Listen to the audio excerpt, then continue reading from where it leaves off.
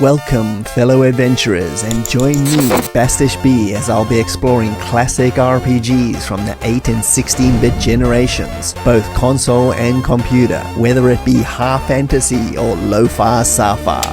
All roads will eventually lead to Tales of a Dungeon Basher. By 1988, my thirst for RPGs had grown to epic levels. I had chopped my way through various Ultimas, bashed some dungeons and multiple wizardry entries, and explored space in Starflight. My Commodore 64 got quite a workout over the 4 years to 1988, when me and my next door neighbor Clayton loaded up Legend of Blacksilver, published by Epyx. Little did we know how addictive this game was going to become, and the months of questing ahead of us. But before we continue, let's take a look at the twin brothers, Chuck and John Doherty, the designers and creators of Blacksilver, that is seen as the sequel to their epic 1987 release, Legacy of the Ancients, published by Electronic Arts. The brothers both attended Michigan University. Chuck studied psychology and John got a master's degree in computer science. These two skills would prove invaluable for their future career in game making. Being fascinated with computers and games eventually led them to play Ultima, which they both absolutely loved. John's programmer curiosity led him to see if he could make his own RPG in the mold of Ultima, of course. And this led to the creation of Questron. The brothers sent it out to various publishers and it was shown at a number of trade shows when Richard Garriott, the creator of Ultima, apparently saw it and felt it was a blatant ripoff of his game.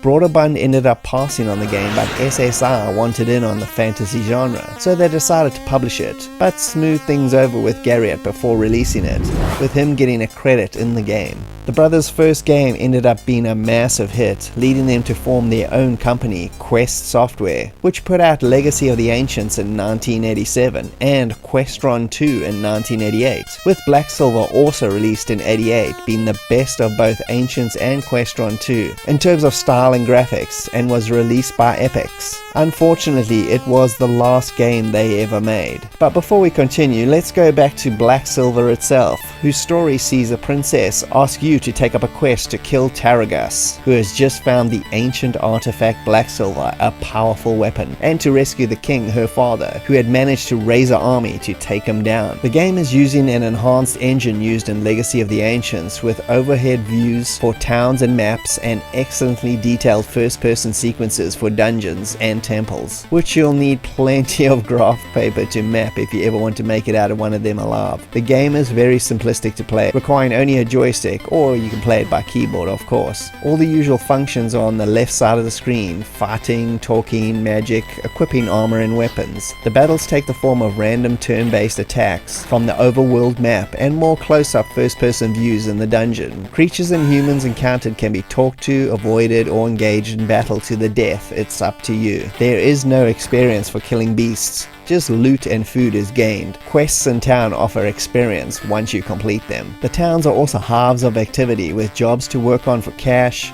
quests to take on, various gambling games to play, and banks where you can store your money or take out loans, as well as characters and taverns to socialize in. My friend and I played this game endlessly on the C64, taking on quests, mapping the massive richly detailed dungeons, poring over the overworld map trying to find every town and temple to explore. It really was high fantasy gaming at its best. Blacksilver didn't really bring anything new to the genre at that point, but what it did bring was pure quality that had been honed by the Doherty brothers over the course of 3 other RPGs, culminating in Blacksilver's release. The game ended up receiving average reviews at the time, with most publications feeling it offered nothing new despite its polished technical aspects. The game unfortunately ended up disappearing into the void due to publisher Epyx starting their free fall to bankruptcy by the time it was released, and they really had no money to promote the game, which is a shame and also disillusioned the brothers, who ended up quitting game making altogether even though they had a PC version almost ready for release. Although the Dohertys aren't really remembered as fondly as many other RPG creators, their work was exceptional, and The Legend of Blacksilver is a wonderful ode to classic 8-bit Western fantasy RPG tropes.